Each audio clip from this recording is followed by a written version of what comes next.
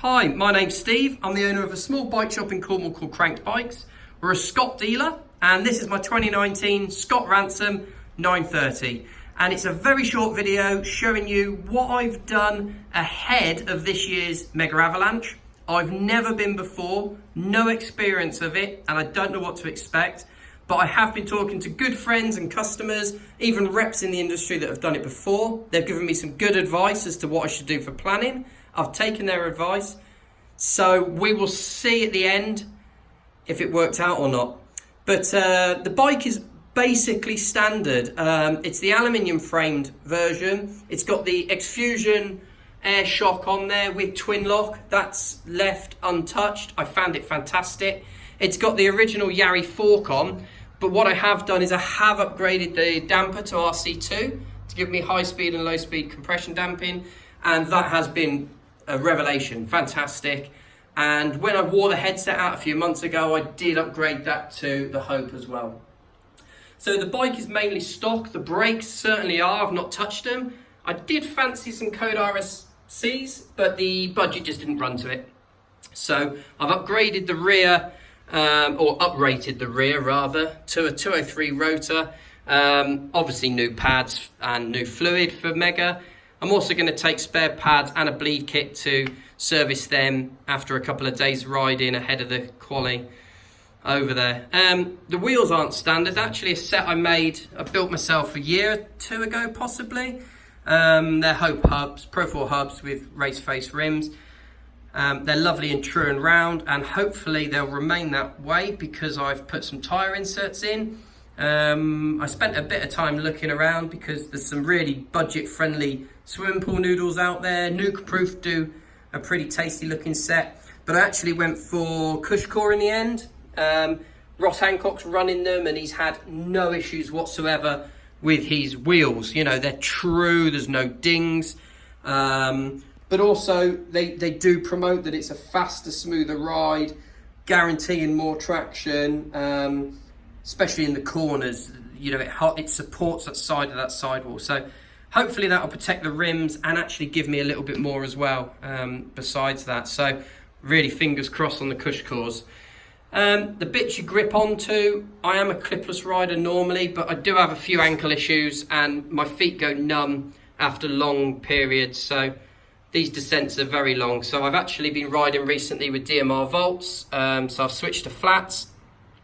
I've gone for DMRs because they're affordable, because the bearings are fantastic, and you just don't see the pins bending and breaking out of the pedal like you do with some other brands. So I'm really, really pleased with the Volts. I know they're going to stand up to it. So Volts on my cranks, and up on the bars, I've gone for the Renthal Super Tacky grip. And what's incredible about this grip is that when it gets wet, it actually gets grippier.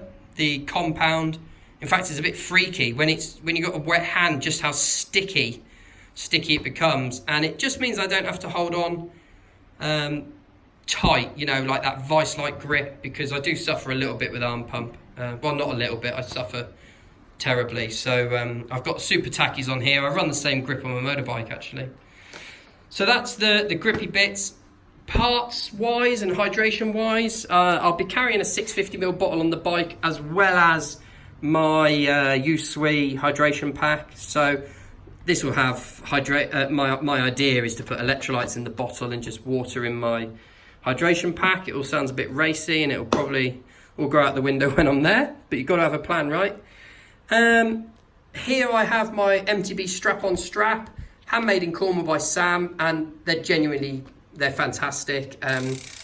The stealth man in me wishes I had black, but when you are trail side, you need a nice bright colour, don't you? So you don't forget to pick it up after. So I've got this nice wide strap that never moves on the frame. It's fantastic.